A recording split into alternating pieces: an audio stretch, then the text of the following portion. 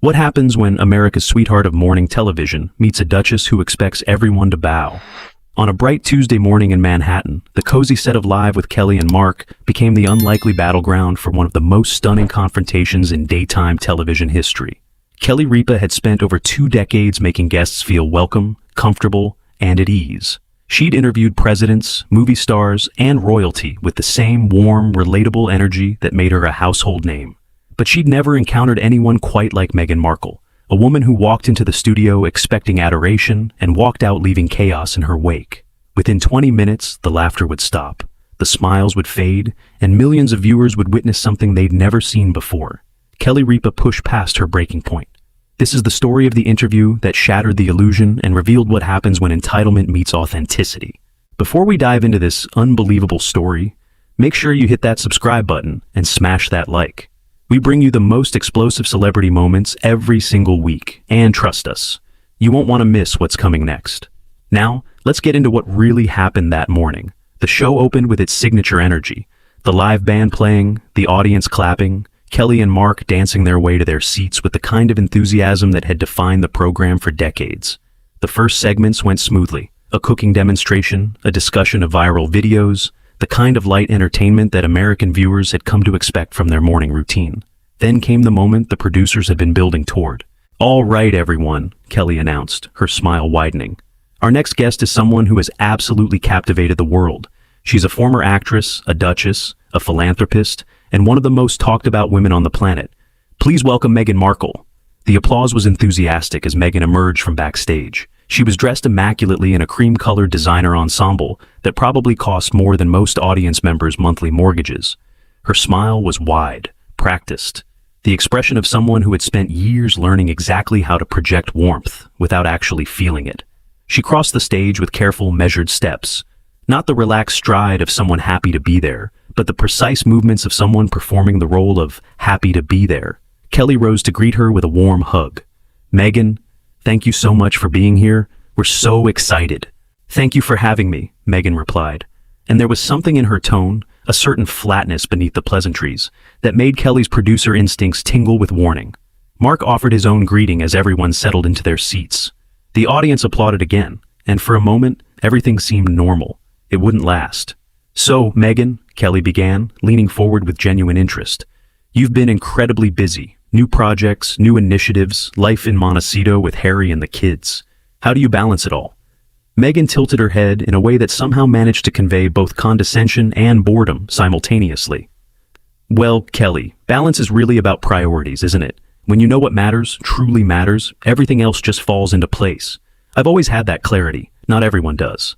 The subtle dig hung in the air. Kelly's smile remained in place, but her eyes flickered almost imperceptibly. "That's a great perspective," Kelly said smoothly. "I think a lot of working moms struggle with that clarity. Any specific advice for them?" Meghan laughed, a light dismissive sound. "Advice? I think everyone's journey is different. What works for someone in my position wouldn't necessarily translate to someone in, well, a different situation. It's not really comparable, is it?" Mark jumped in, sensing the need to redirect. "Speaking of your position, you've been doing some amazing work with your foundation. Tell us about that." "The foundation is doing exactly what we intended it to do," Meghan said, her voice taking on a slightly lecturing tone. "We're addressing issues that actually matter: mental health, women's empowerment, children's welfare, the kind of substantive work that doesn't always make headlines but changes lives." "That's wonderful," Kelly said.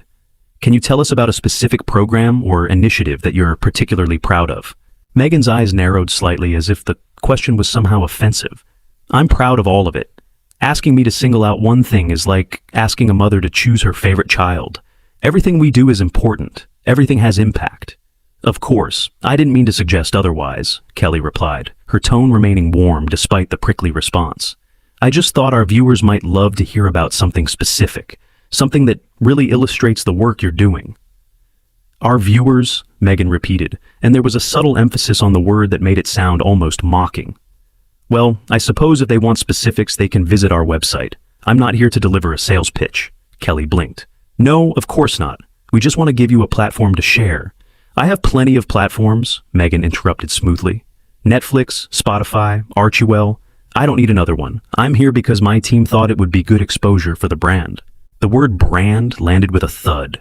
Kelly and Mark exchanged a quick glance, the kind that married couples share when they're both thinking the same thing but can't say it out loud. "Well, we're grateful you're here," Kelly said, her professionalism holding steady.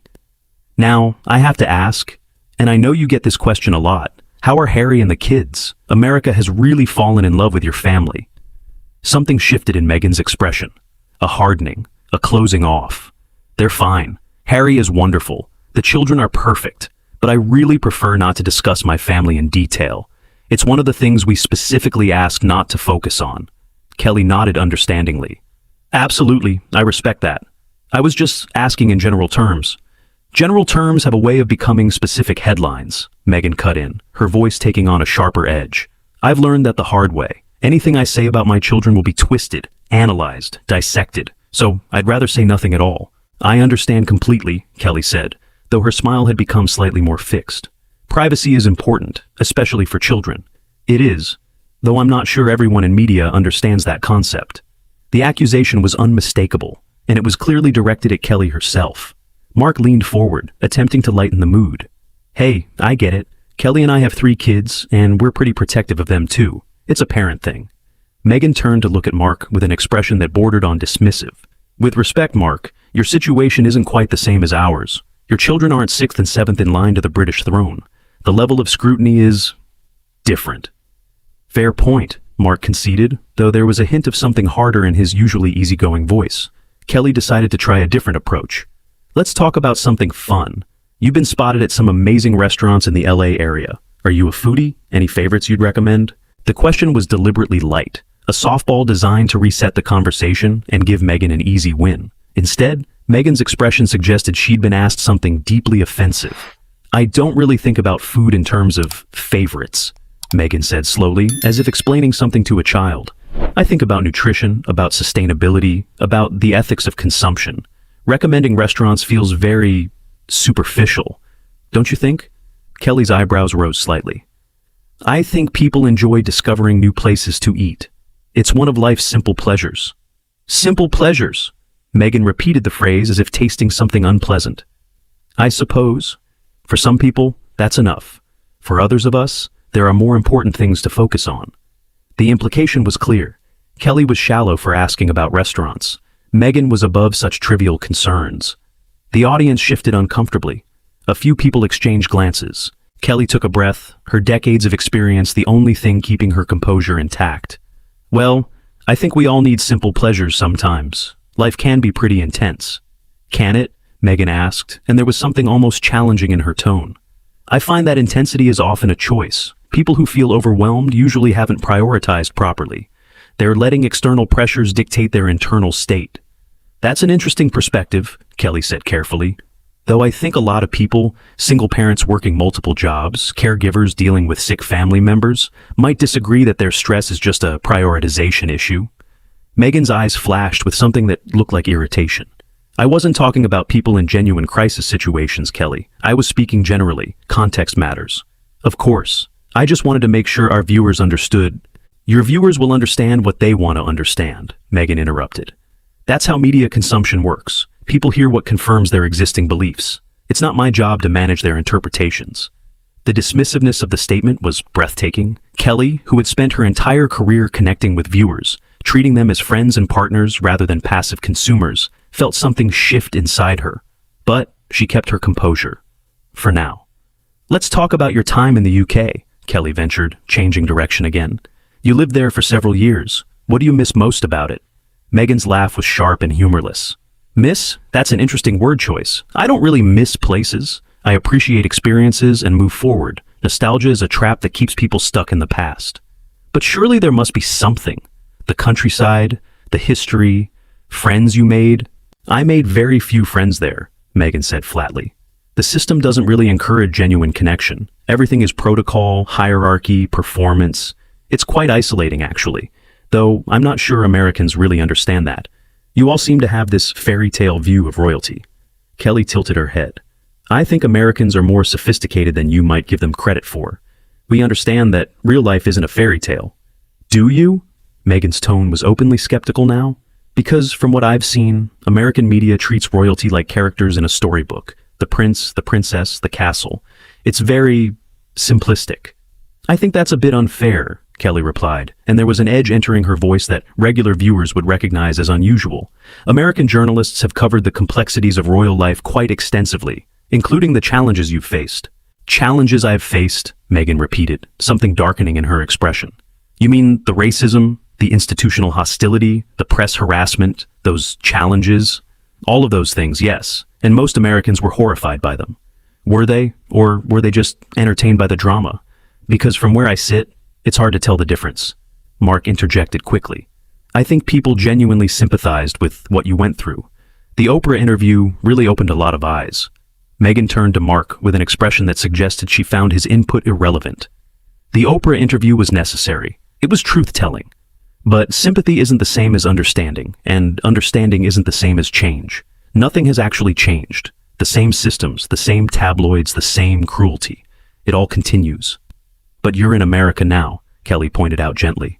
You've built a new life here. Isn't that a kind of change? A change for me, yes. But I was talking about systemic change, institutional change, the kind of change that actually matters in the long term. And you're working toward that through your foundation? I'm working toward that through everything I do, Meghan said. And there was a grandiosity to the statement that seemed to surprise even the audience.